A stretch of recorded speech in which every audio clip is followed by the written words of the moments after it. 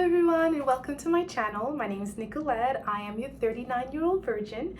So I created this channel because I wanted to share with people reasons behind why it is possible to remain a virgin in this century that we're in. I know it's quite difficult to believe with all the over-sexuality of women and what you watch on social media and televisions and movies and television shows and movies and all of that. But I have been able to manage, by the grace of God, to make a vow to myself to remain a virgin until I am married. I have not yet married, so I am still a virgin.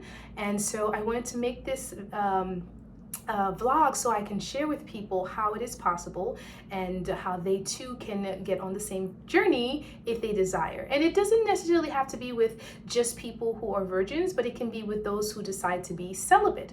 If you have lost your virginity or were in relationships and have now decided that you want to remain celibate, this is for you. And here are some tips of why or tricks that I have used in order to allow myself to be in this space for this amount of years. So today's video is going to be about another reason why I am still a virgin, and that is because I'm not regular.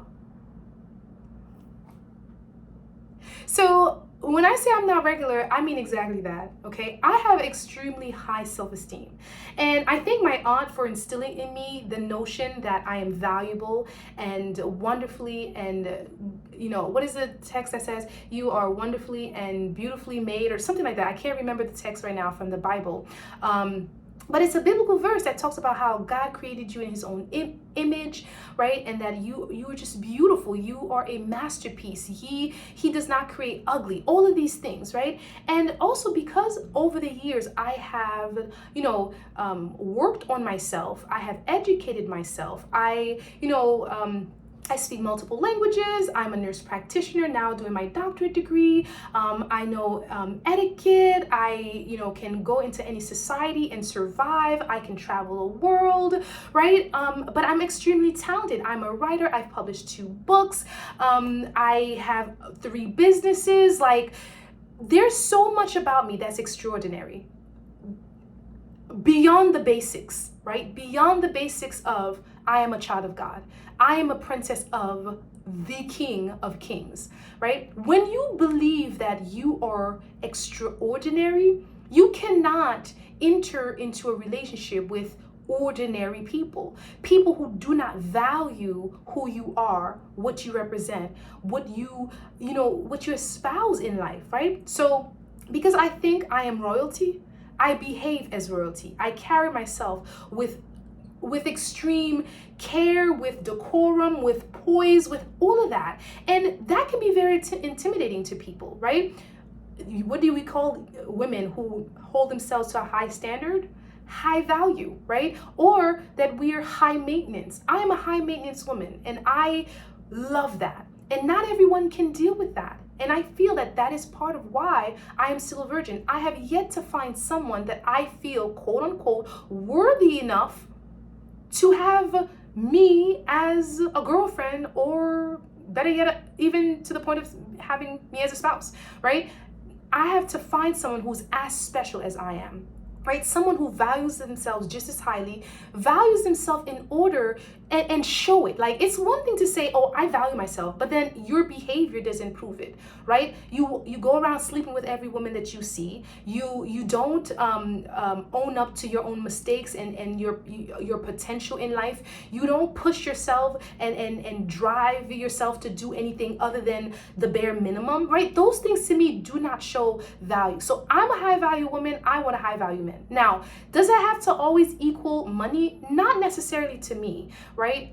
Yes, high value men and high value women usually do have lots of money. But you know what? I find there's a lot of people with money who are not, in my eyes, very valuable because they have no character. They talk down to people, they humiliate others, they do not value life, they cheat, they lie. To me, that's not value. If you would do anything and everything to gain money, if you don't value human life, and you don't uplift people, to me that your value is of no consequence. It's not worth anything because it's not going to get you into heaven. It's not going to get you into heaven. My value comes from the Lord. My value comes from the fact that I am a child of God. I follow his credence. I follow his commands. I follow his rules and regulations and principles and all of that. That's what makes me valuable. Not my intellect, not my money, not my position in life, not the power that I have or the influence that I may have on others. Granted, those things are part of it as well, because God says once you seek him, everything will follow. So yes, I have a lot of those things that I mentioned, but the most important thing is having God.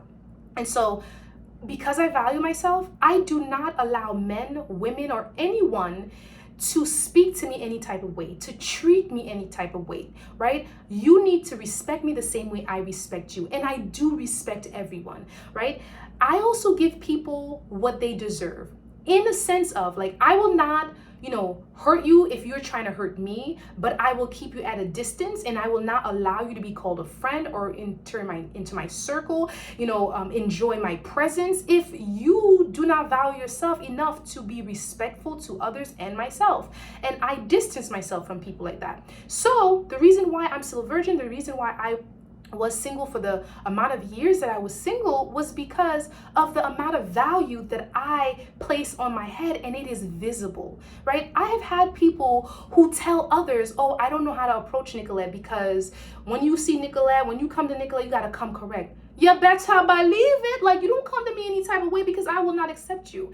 And it's not that I'm going to be rude. I mean, it might come off as rude, but you come to me any type of way, I'm going to give you that look, and you're going to feel kind of salty. And that's a fact. And, it's like, because I don't enter your circle and do any type of thing in your environment. So why would you think that it's okay to come to my circle, either feel up on me, touch me, scream my name, like do all these inappropriate things that I don't approve of, right? So I remember I had this one young man who was like, I came to church and I was looking cute, and I know I was looking cute, and he was like, oh girl, you look so cute. Or he was like, you look cute. I was like, no, for you say I look nice.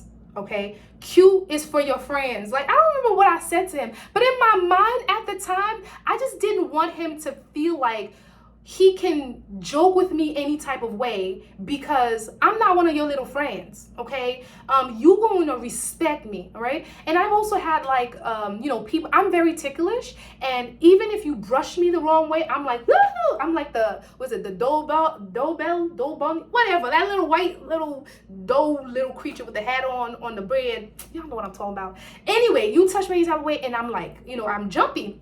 And I remember somebody touched me like near my ribs during a choir rehearsal one time. And then I was like, and then this one guy, he liked me, and he started like poking me. And I was like, hello, don't do that. I said it once. He poked me again. I raised my voice and was very firm. Do not do that. He did it a third time, and I smacked his hand.